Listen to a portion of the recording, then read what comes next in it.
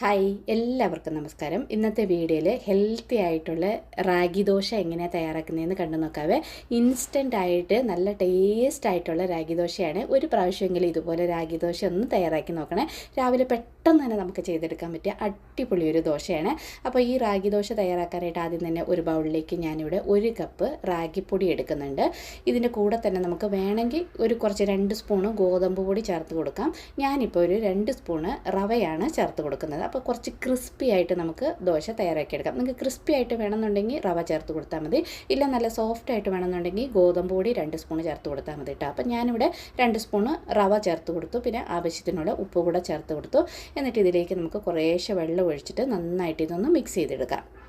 ഇതുപോലെ മാവ് നമുക്ക് തയ്യാറാക്കി കൈകൊണ്ട് പരത്തി അട പോലെ ചുട്ടെടുക്കാനും പറ്റും. അല്ലെങ്കിൽ കുറച്ച് കൂടുതൽ വെള്ളം ഒഴിച്ചിട്ട് ദോശ പോലെ നമ്മൾ പരത്തിയെടുത്ത് ചുട്ടെടുക്കാനും നല്ലതാട്ടോ.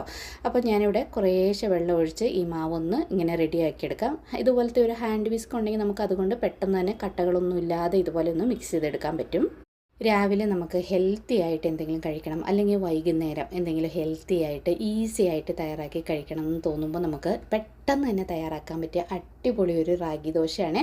റാഗിപ്പൊടി നമ്മൾ മേടിച്ച് വെച്ചിരുന്നാൽ മാത്രം മതി. ഇതുപോലെ നമുക്ക് അല്ലെങ്കിൽ റവയോ ഗോതമ്പൊടിയോ ഇട്ടില്ലെങ്കിലും കുഴപ്പമില്ല, റാഗിപ്പൊടി തന്നെയാണെങ്കിലും നമുക്ക് ഇതുപോലെ തയ്യാറാക്കി എടുക്കാവുന്നതാണ്. അപ്പോൾ ഞാനിവിടെ ഈ പൊടിയൊക്കെ കട്ടയൊന്നും ഇല്ലാതെ ഇതുപോലെ നന്നായിട്ടൊന്ന് മിക്സ് ചെയ്തെടുത്തിട്ടുണ്ട്. ഇനി നമുക്കിത് മൂടി ഒരു 10 മിനിറ്റ് ഇത് റെസ്റ്റ് ചെയ്യാനായിട്ട് വയ്ക്കാം. ആ റവയൊക്കെ നന്നായിട്ടൊന്ന് കുതിർന്ന് കിട്ടട്ടെ.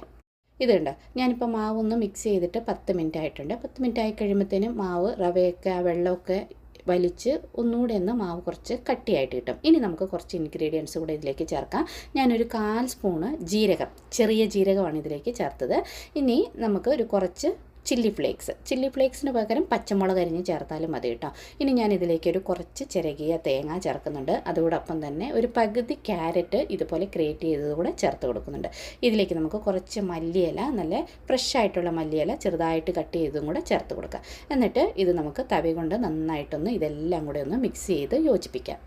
ഇതിലേക്ക് നമുക്ക് ചെറുതായിട്ട് കട്ട് ചെയ്ത് സവാള ചേർത്ത് കൊടുക്കാം, ക്യാബേജ് ചെറുതായിട്ട് കട്ട് ചെയ്ത് ചേർത്ത് കൊടുക്കാം, ബീട്രൂട്ട് ചേർത്ത് കൊടുക്കാം. അതുപോലെ നമുക്ക് ഇഷ്ടമുള്ള വെജിറ്റബിൾസൊക്കെ നമുക്ക് ചെറുതായിട്ട് കട്ട് ചെയ്ത് ഇതിലേക്ക് ചേർത്ത് കൊടുക്കാവുന്നതാണ്.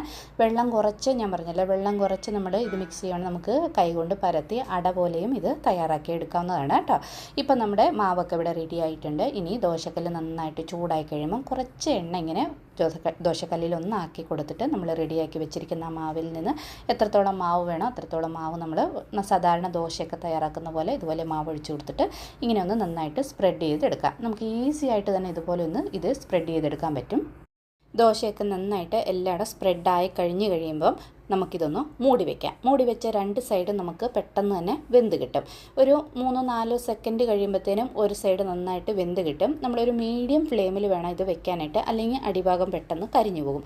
അത് കഴിഞ്ഞിട്ട് ഇതിന് മുകളിലൂടെ വേണമെങ്കിൽ കുറച്ച് നെയ്യോ എണ്ണയോ ഇതുപോലെ ഒന്ന് ആക്കി കൊടുത്തിട്ട് നമുക്കിത് മറിച്ചിടാം. മറിച്ചിട്ടിട്ട് നമ്മൾ ഒരു മീഡിയം ഫ്ലെയിമിൽ വേണം ഇത് കുക്ക് ചെയ്യാനായിട്ട്. അപ്പം ഇതുപോലെ ഇതൊന്ന് മറിച്ചിട്ടിട്ട് നമുക്കൊന്ന് മൂടി വെക്കാം. മൂടി വെച്ച് കഴിഞ്ഞാൽ 2 സൈഡും നന്നായിട്ട് ഒരുപോലെ നമുക്കിത് വെന്ത് കിട്ടും. അപ്പം ഞാനിപ്പം നമ്മുടെ ദോശ ഇവിടെ മറിച്ചിടാൻ പോവുക. മറിച്ചിട്ടിട്ട് മൂടി വെച്ച് 2-3 സെക്കൻഡ് കഴിയുമ്പം ഒന്ന് ഇതുപോലെ നമ്മൾ തിരിച്ചും മറിച്ചും ഒക്കെ ഇട്ടിട്ട് നന്നായിട്ട് വേവിച്ച് എടുക്കുവാണെങ്കിൽ നല്ല സൂപ്പറായിട്ടുള്ള റാഗി ദോശ ഇവിടെ റെഡി ആയിട്ടുണ്ട്. നല്ല ടേസ്റ്റാണ് ഇത് കഴിക്കാനായിട്ട്. ഇപ്പോൾ രാവിലെ നമുക്ക് ഹെൽത്തി ആയിട്ട് പെട്ടെന്ന് എന്തെങ്കിലും കഴിക്കണം തോന്നാൻ നേരത്തോ, അല്ലെങ്കിൽ ലഞ്ചിന് നമുക്ക് കഴിക്കാം, അല്ലെങ്കിൽ ഈവനിങ് സ്നാക്കായിട്ട്, അല്ലെങ്കിൽ ഡിന്നറായിട്ടൊക്കെ കഴിക്കാവുന്നതാണ്. അടിപൊളി ടേസ്റ്റാണ്. ഒരു പ്രാവശ്യമെങ്കിലും ഇതുപോലെ ഒന്ന് ട്രൈ ചെയ്ത് നോക്കണേ. ഇഷ്ടപ്പെട്ടാൽ ലൈക്ക് ചെയ്യണേ.